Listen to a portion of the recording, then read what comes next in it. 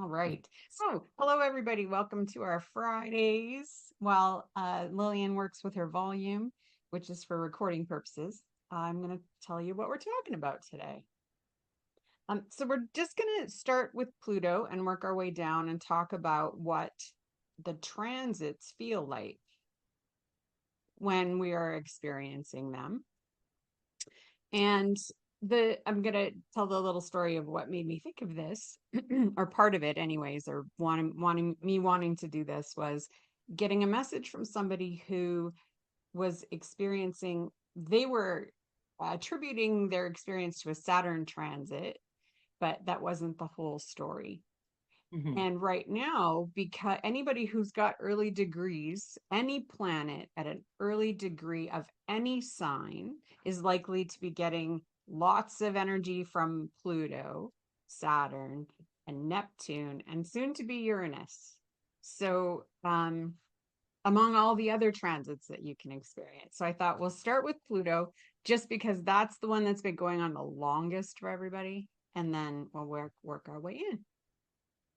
I think that's great. And my notes were to um, oh, share with the audience that transits are what happens when the chart moves in space and time, and that there are two ways of looking at it at minimum. One is your personal chart and how you are personally being affected.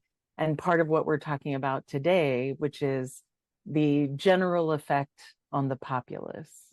And so they kind of weave together, but this is what we're trying to talk about, how the planets dance together. I like that. I like it a lot. Yeah. Um, our fixed chart gets to stay where it is unless Yes, you're using a technique that moves it, exactly. which you can. And then, but everything continues, right? We can't Right. stop the movement. And That's so right. we start experiencing transits right away. That moon, we come out of the birth canal and that moon starts moving immediately. And so Yeah. we start experiencing transits right off the bat. Um, yeah, yep. I think that's all I had to say about transits. And so would you say when I talk to clients in session, I tend to describe progressions as being an evolution of who we are and being more internal, and Yes. transits are can feel internal, but they are more likely to bring outer events. Would you Oh, agree? I love that distinction. That's really cool. So I'm gonna keep trying it because it hasn't landed for me yet. When we talk about a chart, we're kind of talking about a slice of time, a moment in time, a snapshot. And when we talk about transits, we're talking about what the world is doing all around us. And when we talk about progressions, we're talking about a technique where a degree is added to the sun for every year. This is secondary progressions I'm talking about. And so it describes how you're going through your life with these twists and turns and all the intricacies of life. So, yeah, I would describe the progressions as more personal. I think that other people can perceive them, but I think that it's so subtle that it outside that it's much more impactful to describe how you are working with yourself or the energies that you are kind of subjected to now. And then again, transits, like when we talk about from Pluto in, we're talking about kind of the spiritual weather or the astrological weather. And so, for example, I'm in a really hot climate. Next week, they're saying it's going to be too hot to go outside. So it's the astrology of it can be similar to that. Pardon me. I think Rob Hand used to say in the medieval era, you would consult a chart to see if you go down a specific road. In our era, we're looking more at, is there a metaphor that describes it? Do I need to be self-reflective, or is this coming from outside? And therefore I need to react in a certain way. And I love why we're talking about the transits the way we are, because so much is changing. And in terms of clients, yeah, so I would say your progress chart shows your evolution. And then usually I get the barrage of questions. What's happening now? What's going on here? Is Jupiter going to deliver what it promises? Are we going to get good stuff? All of those kind of questions, which this is going to speak right to. Yeah, absolutely. Yeah. And yeah, I love that context of it too, because so the outer planets don't describe a, you don't think they describe a part of personality from an EA perspective Uh, or life experience. EA is amazing, right? So if Yeah. we start with Pluto, Pluto is your soul, right? Okay. And Okay. so your soul is the underlying impetus for all of your movement. And then again in EA, this is what I've heard about the fundamentals. Your desire to be with God is as strong as your desire to be separate or individual, and that basic tension gets described through all of the signs and placements in a unique way, but that due to the length of time planets spend in a sign, you're sharing it with millions of other people. And so it is less individual only because you will see it in a generation, or you'll see it in a populace, or I don't know, we talk about boomers. I know we wanted to talk about generations, and it might be time to, not in this particular live, but in general, because it's personal, but it's also personal for your best friend and your cousin and everybody you went to school with. So yeah, it spreads out, and in that way can be more diffuse. Oh, and then I forget, what we're talking about is so individual to your chart, even if it is generational. When I went through a Pluto transit, everything got wiped off the map outside of me. A friend of mine went through a Pluto transit. It did not happen that way at all. And so Pluto for me is really finely woven into all of my daily practices due to the chart configuration. For many people, Pluto won't necessarily be activating in a way that they can see outside or even feel inside. So those are when you want to get a reading, is if you're curious about something and you need to find out where it is in your personal chart. Yeah. Well, and one of the things that's fascinating about the outer planets in a natal chart and then versus when it happens by transit is that the outer planet energy isn't something that we typically connect to naturally because it's Right. right. It's either buried so deep like Pluto or it's so far away, right? Yeah. That it's not immediately connected to unless it's having relationships with personal planets in your chart, Right. or it's in the first house because that's all about us, right? Yeah. So, what I find fascinating is that by transit, if you don't have that relationship in your birth chart, then all of a sudden you're introduced to this massive energy that the outer planets bring. Well It said. can be extremely discombobulating. Yes. And whereas if it's part of your personal story with the personal planets, it's you're coming home to that energy in whatever way that is. If it's in a difficult relationship in your natal chart, you might be returning to a difficult story. Other, if it's making an easier aspect, then you might be discovering with the maturity of age how to use that energy. So Yeah. it's very different experiences based on what you're living with every day, right? Right. Yeah. Right. Um, made a good point. Check. But it's, I was reading something today about how hard it is for folks because and again, I don't want to center the US, but there is a growing sense that things are changing and being nudged around, at least in the US government, almost to the point where it's getting wobbly, or certainly to the point where people are impacted. And and that's where I feel is the strongest metaphor, for the outside impacts. It's kind of the institutions, it's the things that we don't think about every day, but that we partake in. You don't have to believe in a post person, a male person. they come to your house every day, you know, the evidence is right there. And so that's another way of looking at what we're about to describe. Yeah. Yeah, absolutely. I laugh when people say I don't believe in astrology. I used to say, well, it's okay, it'll happen to you anyways. Yeah. It's Yeah. whatever. Believe Yeah. all you want. Yeah, absolutely. So some of the themes, I love Howard Sasportas's book. Um, I should have grabbed it. The The Gods of changing Change. gods. And Yeah, the so gods of change. the gods of Yeah. change. And so Howard talks about the outers. So we're, Uranus, Pluto, Neptune.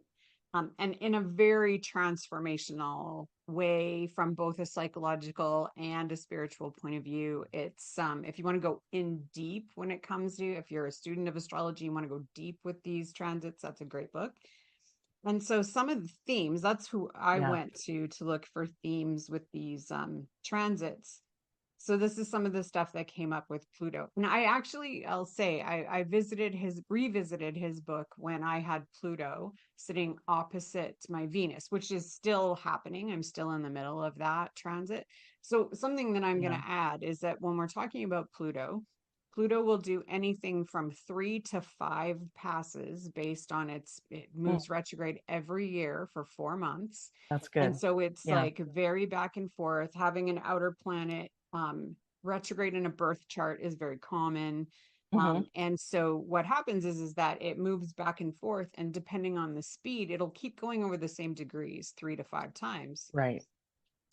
What I'm noticing with the late in Pluto and Capricorn to the early of the Pluto and Aquarius, Hmm. is that Pluto is moving at such a rate that it's actually not doing the traditional 5 passes for most people. Wow. It is sitting, right? It's stationing at those early degrees, Mm, and it was mm, mm. stationing at the late degrees, which means you're Wow. getting long, intense, like actual perfecting of the That transit, as interesting. opposed to the moving back and forth and back and forth, back and forth. So Yeah. when I'm talking to people, and I don't know if this is your experience, the so Howard says that the reason we have to have Pluto go so slowly and hit more than once is that it's digging things from very deep within that we need time to process. Hmm. And if it hit us all at once, we psychologically could not handle what Pluto is trying to teach us. So just think about what's happening globally right now, Yeah. and the fact that Pluto is doing this shorter, only 3 passes, but in these more intense, just sitting there, we're seeing like much accelerated change and transformation and death of things to be reborn. Like those are all Pluto themes, and that's what we're seeing, right? Yeah. Yeah. What are some of your favorite Pluto themes for transits? Well, I've been really curious about this one, and I hope my internet doesn't go out. It's a little spotty because a lot of what I'm thinking about, not necessarily talking about to clients, are the folks who have the moon in Aquarius. And I tend to think about Aquarius as kind of an abstracted, emotional experience. Um, the air signs may want to think about how they feel, which is not quite the same as feeling how they feel, or digesting emotions and then releasing them. And so there can be a lot of, it's quite different than Taurus can also kind of stuff feelings, but it's quite different because the Aquarius can have them all around and just say, nothing's happening, nothing's happening. And when you talked about the shorter period of time that's kind of making it perfect, I think about the common issues that can come up. And I'm talking about the moon. I apologize. I'll try to take it back out, but I think about people disassociating and disassociating super hard. And that's actually what I was reading about in how can a society move forward if the intensity of what's happening is preventing us from processing emotion or processing information.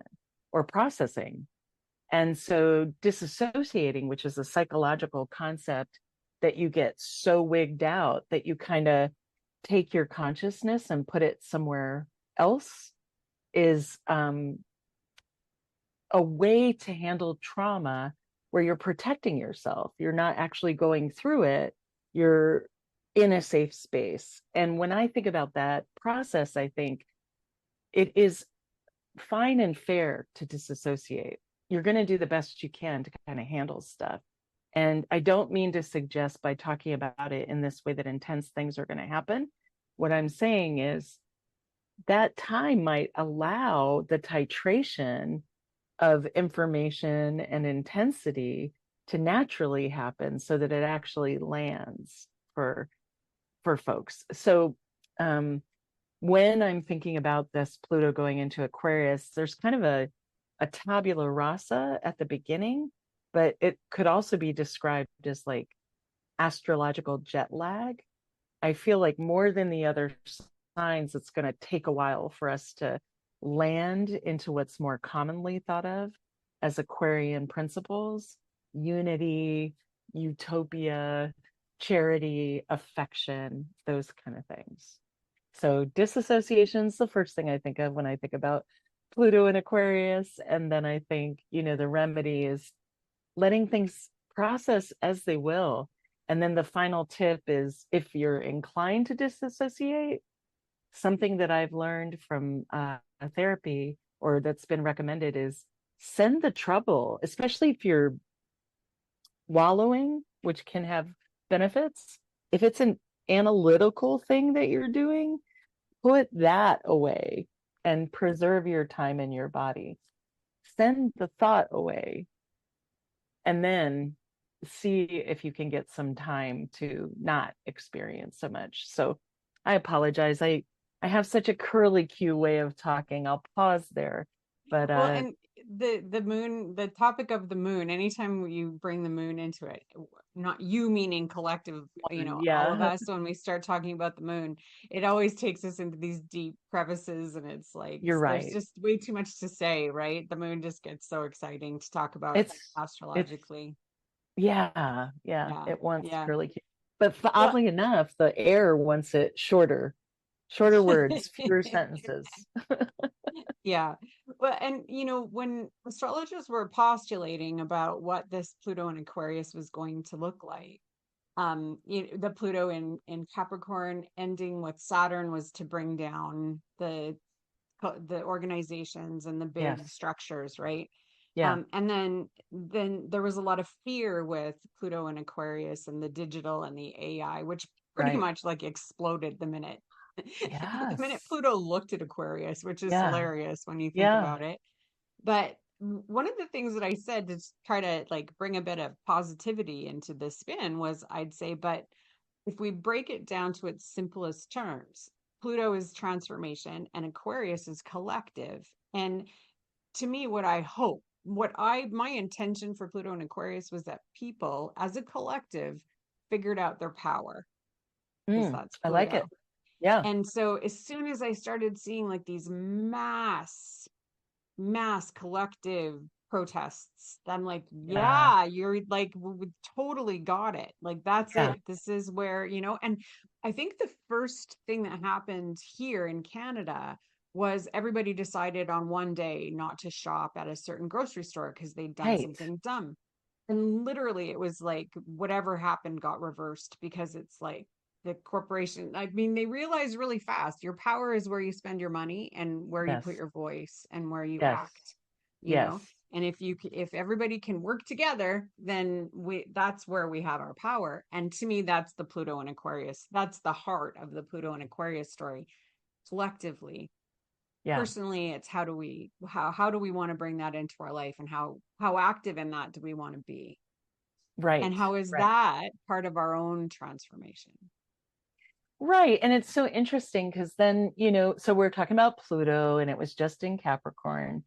And that was a time where uh, we were clearing out the, mucky stalls of business, right? And so um, the ambition got cleared out and power got cleared out. And whether it's concluded or not, I'm saying cleared out, I mean, there was a transit. So there was an impact on all things Capricornian. And that has subsided. And so now we're moving into Aquarius, which has much different philosophies, especially if you look at it with a modern eye. So Aquarius is ruled by Uranus in a modern eye. Uranus is the planet of revolution, of idiosyncratic genius. You will find Aquarius in the chart of inventors and astrologers, right? Like there's a lot of folks who are interested in that stuff. But as we've pointed out on many of the shows before, if you go back to the ancients, Saturn rules both Capricorn and Aquarius. And so Saturn being the last planet that we see, it defines our limits. And so this is another way to look at our limits. And I think of when we're expressing the work of a transit, almost by necessity, you need to see its opposite. You know, you need to see sort of all of the parts of it. So there's injustice and there's hierarchy, and all of these things are not typically Aquarian ideals, but they'll throw them in contrast. And the example I have is that, you know, Canada was going to go for, I don't want to say his name wrong, Polyev. Polyev. Polyev, thank you. You did Canada good. was to go for Polyev. And then Trump showed up and didn't just say, you know, I'm a king in president's clothing. He was going after Canada like everyone gave him permission to. And after a little bit of that, like whiff of guess where I think you'll be if I'm in charge, Canada was like, you know what? Maybe we don't go for all of the politicians who are for Trump. And different results happened. I don't know that the same happened in Poland, but certainly the same happened in the US and like Minnesota. There was Australia. oh, there you go. Australia. You're right. You're right. Because you talk to Australians and they will absolutely credit their last election on Trump because they went left, Amazing. running in the other direction from any kind of right wing extremist. Yeah. And it just seems like that. So that's another theme globally that we've Right. seen with Pluto changing is it's got as Yeah. it so uh, Capricorn and Aquarius are both Saturn signs. Okay. So That's Pluto has right. been in a Saturn sign for a really long time. And Yeah. as it's progressed through those Saturn signs, it's become like this the right wing, which is very Saturnian in its sort of Yes. fundamental always, right? Yes. Like if we were just talking about their fundamental beliefs, is very Saturnian. And it has gotten more and more so as Pluto has, you know, made itself comfortable in Saturn signs, right? Right. And so it's like anybody who's even remotely conservative leaning is like there's no choices because that right has gotten so Plutonian and authoritarian and wanting to be a king, right? In all Yeah. the countries that Yeah. everybody's run the other direction. And Trump Right. is just the thing that's made it visible, you know? Right. And that's kind of what I think of as transits. They make things visible that might not be the outcome. They might And be a Pluto reaction. digs up the trash, like digs Exactly. up all the shit that everybody needs to look at. Yeah. And yeah, so that's what we're dealing with Pluto. And then we can't conclude that discussion without what's going to carry through the rest, which is it's changed element. We went from being really heavily focused on earth and water almost to the point where it just felt like everything was muddy. And now we're kind of, you know, we're done with that. We would like things to lighten up, spark up, get exciting, have some fun, and that will carry on through as well. Right, right. And yeah, between so we have had the outer planets were in Capricorn, Taurus for Uranus, and then Neptune was in Pisces. So they were all making mud essentially, right? Yeah, And Yeah. now we're moving into air and fire. And Yeah. and so it's like the vibe is just huge. And just even the fact that collectively we're doing such a massive shift Yeah. elementally, Yeah. people are tired. Like that kind of change and transformational at one time is exhausting, Yes. and it doesn't even need to be transiting your chart in a very direct way. Right. I've noticed that anybody who's really marked by water, you tend to be more on the empathic, empathetic side. Yeah. And anybody who operates that way in the world is tired because the energy is just too much. It's a lot to process, and It's a lot of grief. Yeah. a lot of grief, a lot of uncertainty is a big one, Right. right? Yeah, Right. it's a big one. And that it's interesting because Uranus is going to change signs, and really Uranus is the way Uranus approaches things is it gives you the thing you didn't think of. So I just think it's funny when we try to analyze Uranus too deeply. Right. Impossible. It will take you by surprise. It That's just right. it's its job. Yeah. Now, would you say for the outer planets that, like, to me there's an element of trust and faith with all of them, Oh, yes. right? Yes. Like directly, Neptune, literally, that's one of its key Literally. But I themes, think with right? each, there's a process where, because I feel that they describe natural processes, and in each one, there's kind of a barren area, or kind of the sense I get when trying to explain it is you're a competent sailor, you're sailing across the ocean, but you've left any sign of land. And so you are operating with the tools you have at hand, and you're not going to get to the place where you get to go live your new exciting life. You have to orient towards the vision of that or the faith of that. Yeah, Yeah. yeah, yeah, Ooh, and I heard absolutely. a beautiful syncretic note. I joined Carolyn Casey's trickster training, and she has calls on Monday. And one of the things that she was talking about was the syncretic power of asking gods to hold you to your commitments. And one of the things with this change, as we, breathe into this new kind of vibe, is that we can say, this is the vision of who I think I'm going to be at the end of this process. And then we can say to Pluto or Saturn or Uranus or whomever we're addressing, can you hold me to that? And then you're working more in cooperation with the energies the planets are going to be bringing you. Yeah. Yeah, we have a couple of things going on in the chat. So hi, Lori. Hi, Oh, hey. Jonathan. I hope I said that right. Um, Lori, we aren't going to talk about the moon placements today, but that would be a great episode to I talk would about the love moon that. through the houses. I would love to talk about that. That's a great idea. Absolutely.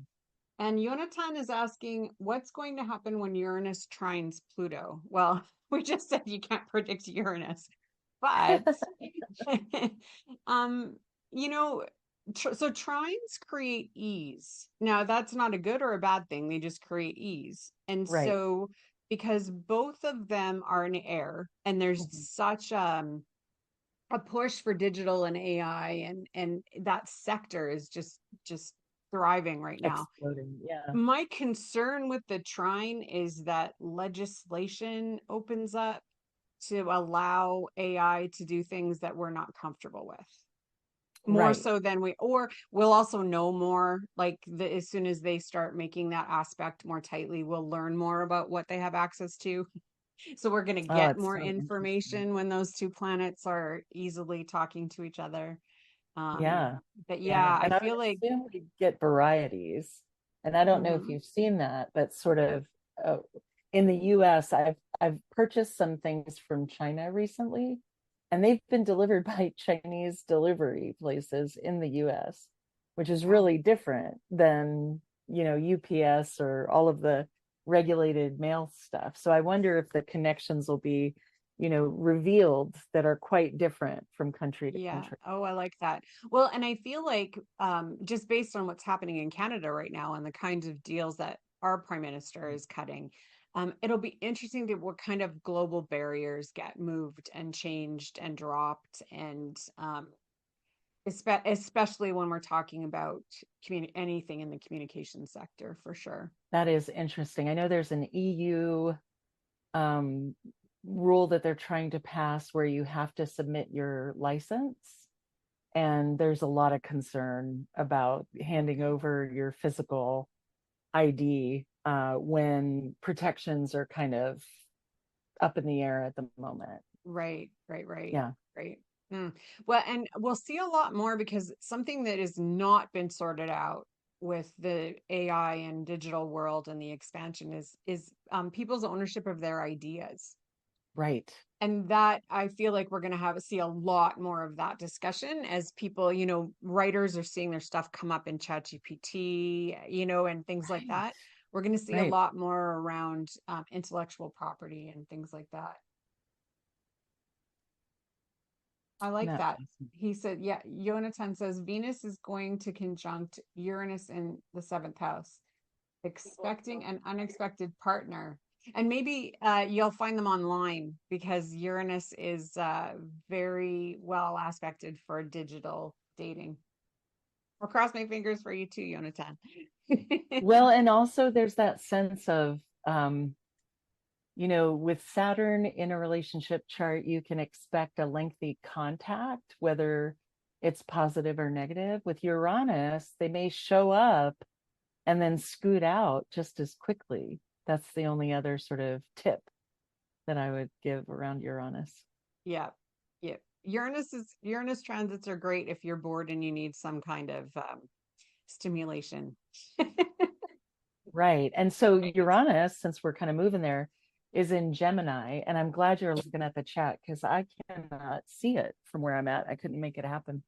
But Uranus going into Gemini, I find that Gemini not only is easily distracted while I touch everything in my room, but is also that's part of the function of having to see the many elements that create a whole, and that Gemini sees best when they're able to sort of neutrally observe many disparate pieces of content and then put it together when they've got the full picture. And so even if you aren't looking, there may be people coming looking for you with information when it touches into that Venus. Oh, that's funny. Um, so what are some of the themes? I have notes. I have notes. Themes, Uranus themes, Yeah, liberation and individuation, disruption and surprise. So everybody, if you have Uranus in Sagittarius, then right, Sagittarius, if it's going into Gemini, right? So when right. as Uranus goes Yeah, through Gemini, yeah, you'll be living through your Uranus opposition, which in North America we call yes, a midlife crisis, but it's marked by an right, astrological event that everybody goes through. right. And so when, if you think about the stereotype of that midlife crisis, what do people do? They end relationships, they have affairs, they buy something wild, it's something that surprises people around them. And generally it Yes, happens. Like the more shocking the behavior generally is, the more stuck somebody has felt in whatever situation they right, sabotage, right? Because right, Uranus needs freedom and needs right. independence and autonomy. And so, if a person is feeling those things are threatened, then it will do Mhm. some kind of a spontaneous behavior to shake that off. You know? Yeah, yeah. This seems like a good moment to just quickly touch on the transits we're covering. Um, Sure. the personal transits are a conjunction, and that's when two planets come together, which could be beautiful. You could be two peas in a pod, and it works beautifully, and you empower each other, and things come from it that are gorgeous. Or it could be one is more dominant than the other, or it could be a disaster. So it's how well can you manage that any two energies coming together. And in this case, of course, we're going to go through the outer planets. The opposition is when two planets are opposed to each other. And so when we're talking about a malefic that's opposed, there might be less malefic energy. If it's a benefic, it might be a benefic that's working against you, or you don't get that benefic effect, or at minimum, you go from understanding how something's working away from you to projecting what you think you're seeing onto the people around you. And then Yeah, there's the trine, which we've talked about. Is that 130 or 125? 120, I think it's 130. 120. And I can see my thank you. Yeah, my internet's a little wobbly, so I apologize. But that one, as we've said, creates ease, which could be. It depends very much on the planet. I think we lost Lillian a little bit. Are you back? I'd like to be There back. you are. You're back. Excellent. Yeah, no, you're here. You're here. Excellent. Um, That's so s- funny. So so yeah, can go I ahead, add I just want to add a little bit to what you said about the conjunction and the opposition, because when we're please. talking about the outer planets, that familiarity with the planetary energy is really going to affect either one of the, well, any of the aspects really. But if it's the conjunction and you don't already have a familiarity with the planet personally, now you have to be careful not to take it on completely. You're learning the energy of that outer planet, right? I Whereas love if we're that. talking about an opposition, then to me, I always see an opposition as seeing something objectively because it's straight across and we can see it. And so it's like, Yes. so if you have Uranus, let's just use Uranus because that's what we're talking about. And it's with a bunch of personal planets, Hmm. but when it goes opposite, you actually get to see its function because now it's separated I love itself that.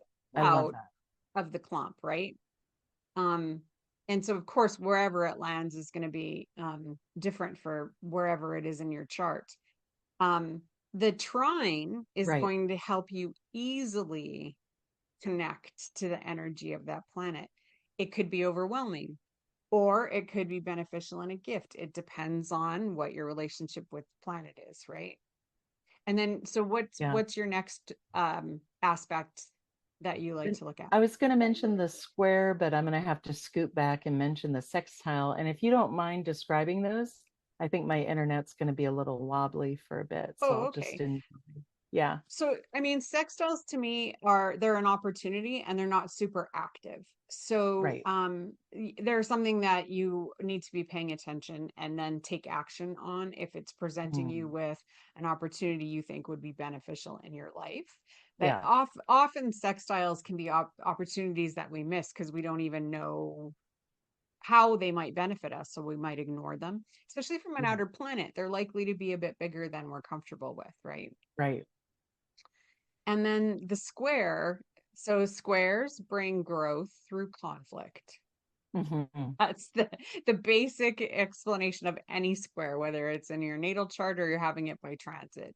Right. And that's how I approach it, anyways. And so, likely, if you're going to have an outer planet squaring a personal planet, some form of conflict, likely external, is going to help you learn the lessons you're supposed to be learning from the outer planet, is how I see Yeah. it. What do you think? Yeah. I think exactly the same way. The language I like to use is mature. So you will be asked to digest information you might not be prepared to, but the end result will leave you more mature and perhaps have more resilience. And then the other piece of it is, unlike other aspects, this conflict can be resolved. You can learn how to use your square, and then it becomes the strength. Yeah, I like that. I like that a lot. And Yeah. then there's also the quincunxes. So quincunxes just create, Right. that's the 150 degrees. There's an aspect. I like to describe it as you have two planets talking to each other in different languages, sometimes loudly. Yes. Right? And so understanding what the point is can be difficult. But often it's just a need to adjust, right? To Mm. sort of change your approach, change the way you look at. And in this case, it's the message from the outer planets. In Often I think how it would feel is feeling out of step with the rest of society on whatever Mm. that planet is Mm. in charge of, right? So if you're, let's say, because we're talking about Uranus, you have a Uranus quincunx to your sun, who you are, the sun, is feeling Mm. out of step with people's ideas around independence and autonomy and rebellion and change. And so there's some kind of adjustment either you need Right. to make in your behavior, your thinking around those things. And so they can be uncomfortable, but they don't tend to be big events. I love that. Love that. Yeah. And let's see. I wanted to touch back into the midlife crisis just for a sec. Just Yep. in that, I tend to think of the events that happen later in our life that are marked as common events are a chance to open up for the next part of your life. And one of the things that I've found about the midlife crisis is, personally, it felt like I really understood mortality in a way that I hadn't before. And so my priorities shifted. And so that sense of getting a deeper understanding of where you're going, I've found that in midlife crisis. I've found that in people in their 60s, the second Saturn return completion. You may feel that way because you may not have gotten to do what you were supposed to do or wanted to do, but that doesn't mean it's gone. You have a whole nother set of time. And these shaking ups are to give you more information to make plans for that time, not to kind of shrug off in defeat and go hide yourself somewhere. I like it. Yeah, I like it a lot. We skipped Yeah. Neptune. Did I do that on purpose? We didn't go in Ooh, order. how clever. So I'm gonna this Neptune, that was the it was a Neptune transit that helped me realize that if you don't have the natal connection to the planet, that the transit can be quite difficult. So Neptune doesn't talk to the planets in my chart, and it Right. opposed my sun. And so Neptune is the dissolver. It likes to dissolve. It really likes to dissolve ego, and so oppose the sun. You are definitely being faced with your spirituality versus your earthly ego. So that can be uncomfortable. But it's about dissolving boundaries, and the heart of Neptune, I realized, was and somebody said it to me, but I realized that it was the truth, was there was a lot about faith and having faith that I was where I was Yes. supposed to be, right? And so there's a huge faith. Neptune is a very spiritual planet, and so there's something to do with faith and your intuition. I know my intuition changed dramatically at that time to the point where I thought Hmm. it had gone away. But what I realized was that it was it had changed. It had changed. And I couldn't uh, take it for granted, and I needed to actually learn to work with it as opposed to just having it show up all the times that I needed it. So that was it. And so the Neptune part of the transit was about going deeper into my spirituality and having faith that I was safe to do so. Oh, But very good. on a physical level, a Neptune transit can be extremely draining, whether you have a relationship with it or not. It tends to, especially with the more vitality driven placement, so the Sun and Mars, a Neptune transit can really suck the physical energy out of us and be quite exhausting. So that's good to Yeah, it know. can also, Neptune can also blur the lines between escape and engagement. And it gives you this tremendous, not just intuition, but imagination. I think of it as the collective unconscious. So sometimes I imagine hearing too much from the world. And so the ability to say, this is what I'm feeling versus I'm picking up feelings from other people is helpful. And that the faith that you can have boundaries so that you can stay engaged versus want to escape, and just Yeah. kind of keeping an eye on that. Where are you being imaginative or are you letting go of the plot? And it's that tension will be there, so it's not anyone's fault. But in Aries, I hear you. I felt nothing. I felt right before like I was in dirty water up to my the roots of my hair. And then the next day, just whew, thank God, we're out of it. But I think you're right. It's something that we need to keep an eye on because the escapism in Aries will be nothing's happening. Yeah, well, and the escape route for Neptune is, by escaping reality. And so Right. the dangerous Neptune transits lead us into usually substances, and that's when, if you're susceptible to addictions, a Neptune transit can take you down a crappy road for sure. Um, but now the positive side, thank God for my You'd want astrology. to line up some port. You'd want to let yourself. Oh, sorry, you cut out. Say that again.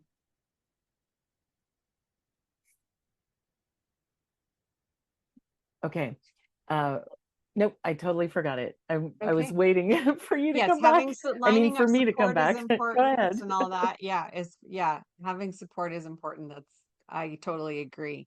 But Neptune rules music. And so it was actually the difficulty of the Neptune transit that led me to find the tuning forks and acutonics and how to actually have a positive way to work with Neptune, because Neptune is very much in our bodies. It's running the fascia and the fluids, and then the vibration of any kind of sound or music is very Neptunian, and a great way to connect with Neptune if you're trying to figure out what your Neptune transit is about. So I'd like to talk a little bit about in the context of right now, because Neptune and Saturn are together in Aries, and we have a whole episode about that Hmm. if you want to go check it out.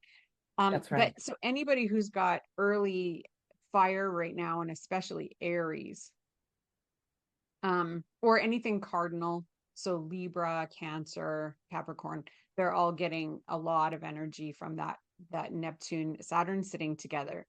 And so somebody described it as, I'm taking two steps forward and then everything vanishes. And so Oof. like that's a total combination of those two things, because Saturn is what we commit to, and it's our hard work, and it's the struggle to make things happen. And then Neptune, we just said it dissolves everything.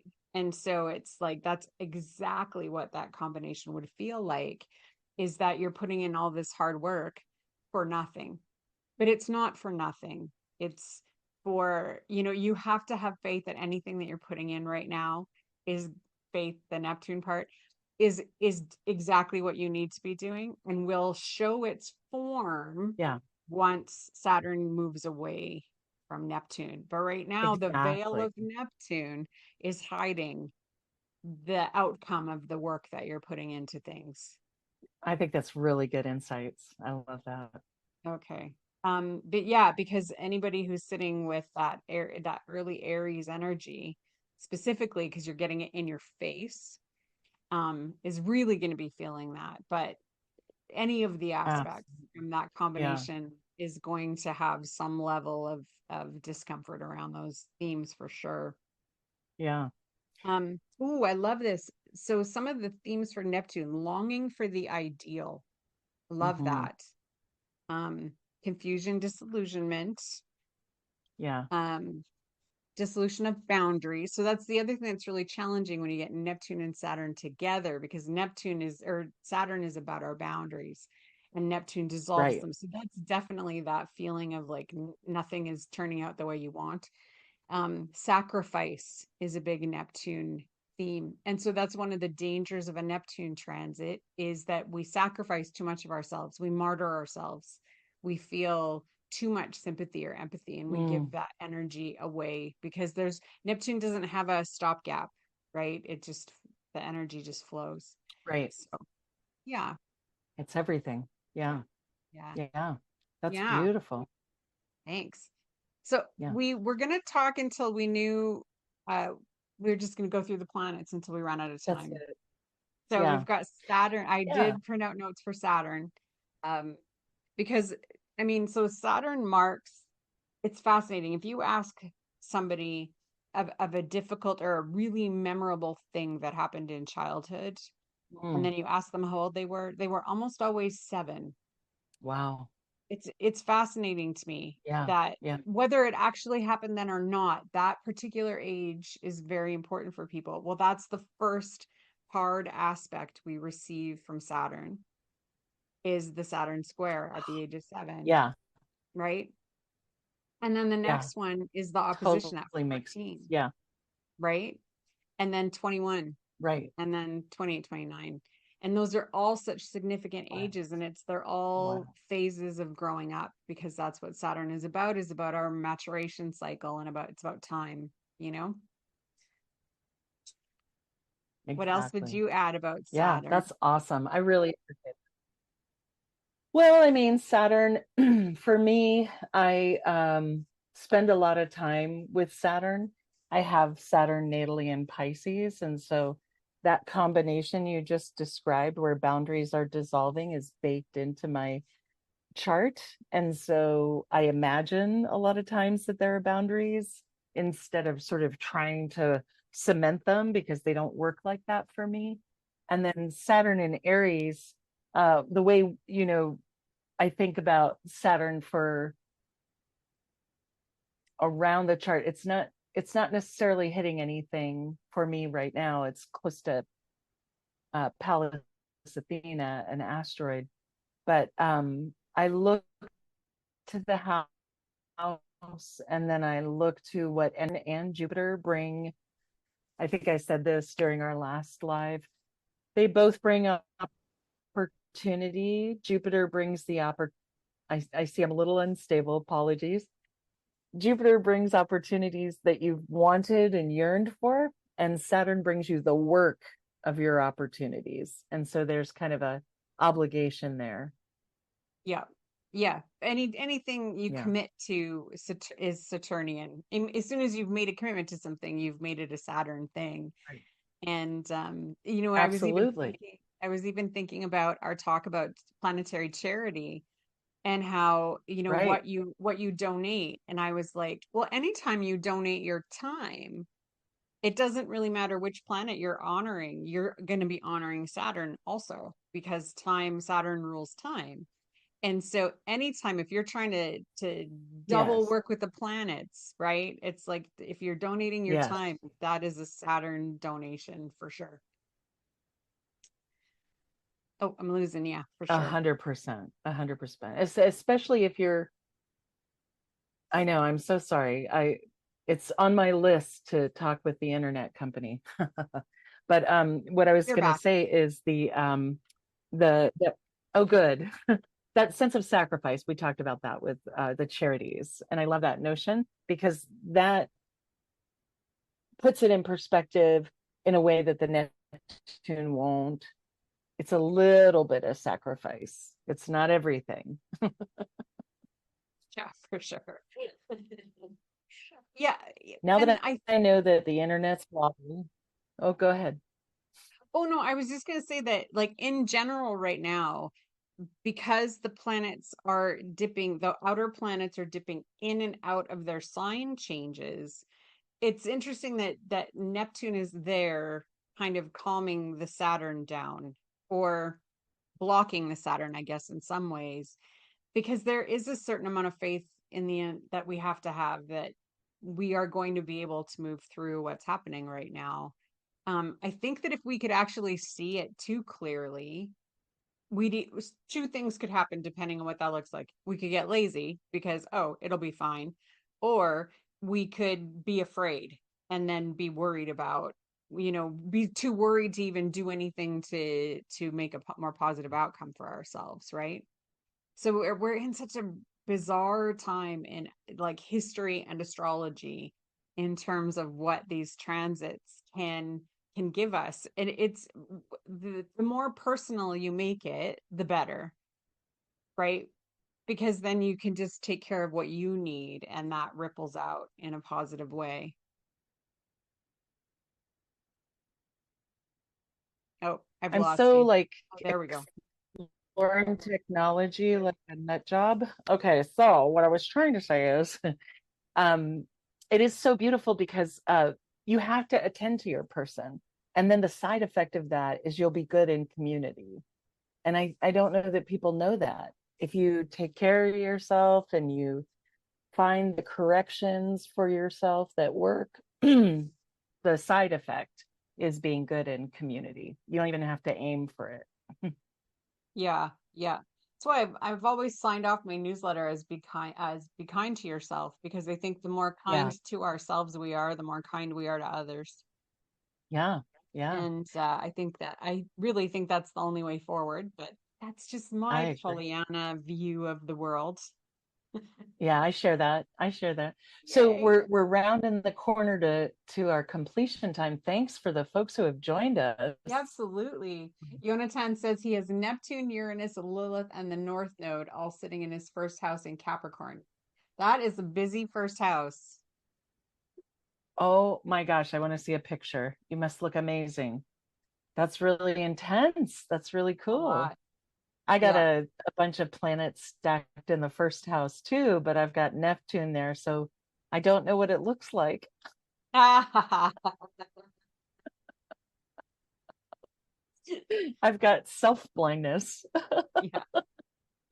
Yeah, if you're somebody right now who has like Pisces or Aries rising, or Gemini or Taurus, or any of the things like that, these outer planets, the signs that these outer planets are moving through, it's very personal for you if it's in the first house, or if Yeah. it's aspecting the stuff in the first house, because that's you, that's who you are in the world. Mm, And so yeah, I mean, I have Saturn and Neptune in my first right now, so that's fun. mm. It's better. It's fine. Crossing the ascendant was a thing, but it's It's actually fine. not too It's bad now. fine. I dig them. Yeah, Yeah, yeah. I've got yeah, my own Aries rising who is thinking about that. So yeah. If what you will have, we talk about next week, do you think? well, I think we should talk Oh, about the sorry. moon through the houses, because Lori would like to know about her moon in the 11th. So let's just go with Genius. that. I love it. Yeah, I think that's a great I love idea. it. I love it. Yay. All right. Yeah. Well, Yeah. thank you, my beautiful friends, for this. And thank you, Oh, Lori thank and you, my Yonatan. How beautiful friend. fantastic. We got to Yes, chat. thank you for joining us. Yeah. Absolutely. So we'll see you all next week, same time, same place. Yeah, we'll want to hear about your moon. Take care. Yes. All right.